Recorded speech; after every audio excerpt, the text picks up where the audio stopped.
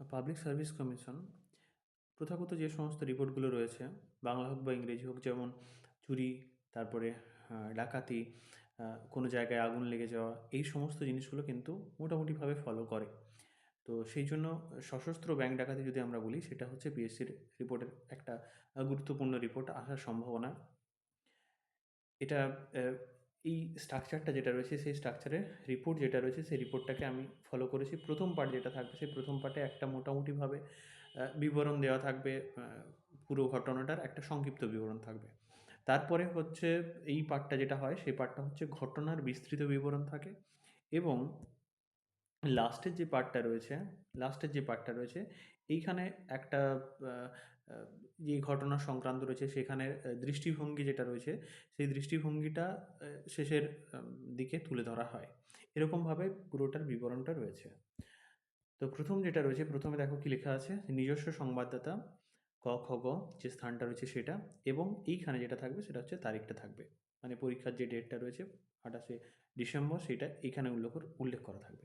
এবং তারপরে এখানে থাকবে যে গতকাল, অর্থাৎ 27শে ডিসেম্বর সকাল আনুমানিক 11টা নাগাদ রাজ্যের ক খ গ এলাকায় একটি রাষ্ট্রায়ত্ত ব্যাংকের শাখায় এক ভয়াবহ সশস্ত্র ডাকাতির ঘটনা সংঘটিত হয়। প্রত্যক্ষদর্শীদের বিবরণ অনুযায়ী প্রায় 5 থেকে 6 জন মুখোশধারী দুষ্কৃতী আগ্নেয়াস্ত্র নিয়ে ব্যাংকে প্রবেশ করে। তারা ব্যাংকের কর্মচারী এবং গ্রাহকদের অস্ত্রের সামনে রেখে পরিস্থিতির নিয়ন্ত্রণে নেয়। অর্থাৎ দেখো, এইখান যে পার্টটা রয়েছে, সেই পার্টের মধ্যে কিন্তু ঘটনার মূল ঘটনার যেটা রয়েছে সেটা সংক্ষিপ্ত একটা বিবরণ দেওয়া হয়েছে। এরপরে যেটা ফরম্যাট আর কি লিখার, সেখানে কি হয় না, নেক্সট পার্টে আমরা চলে যাই ঘটনা যেটা রয়েছে সেই ঘটনার বিবরণে। ডাকাতরা প্রথমেই নিরাপত্তারক্ষীকে অচেতন করে তার অস্ত্র কেড়ে নেয় এবং ব্যাংকের সিসিটিভি ক্যামেরা ভাঙচুর করে।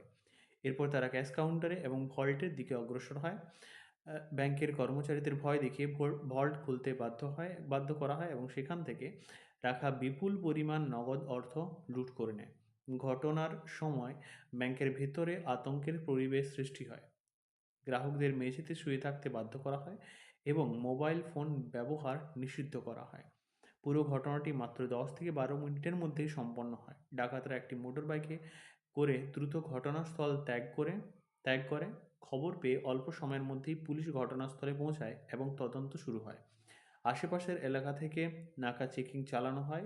ভাঙা সিসিটিভি ফুটেজ, প্রত্যক্ষদর্শীদের বয়ান এবং প্রযুক্তিগত তথ্যের সাহায্যে দুষ্কৃতীদের শনাক্ত করানোর চেষ্টা চলছে।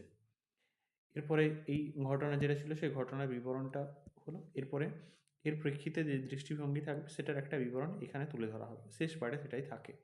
এই ঘটনা রাজ্যের ব্যাংক নিরাপত্তা ব্যবস্থার দুর্বলতাকে স্পষ্টভাবে সামনে এনেছে। বিশেষত করে আধুনিক নিরাপত্তা সরঞ্জামের অভাব, পর্যাপ্ত নিরাপত্তারক্ষীর অনুপস্থিতি এবং জরুরি প্রতিরোধ ব্যবস্থার ঘাটতি এই ধরনের অপরাধকে সহজ করে তুলেছে। সম্প্রতিকালে ব্যাংক ডাকাতির ঘটনা বৃদ্ধি পাওয়ায় প্রশাসনের পক্ষ থেকে আরও কঠোর নিরাপত্তা ব্যবস্থা গ্রহণ, আধুনিক প্রযুক্তির ব্যবহার এবং নিরাপত্তার মহড়া চালানোর প্রয়োজনীয়তা অত্যন্ত গুরুত্বপূর্ণ হয়েছে।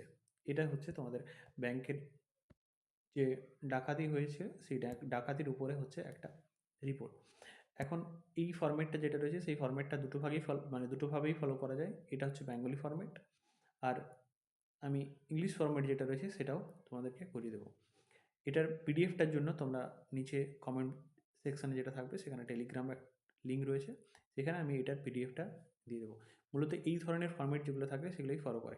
আমি আশা করছি যে কিছুদিনের মধ্যে এই টাইপের যতগুলো টাইপ রয়েছে, যেমন কোথাও আগুন লেগে যাওয়া, কোথাও বজ্রপাতে মৃত্যু, এই সমস্ত টপিকগুলো আমি কভার করার চেষ্টা করব।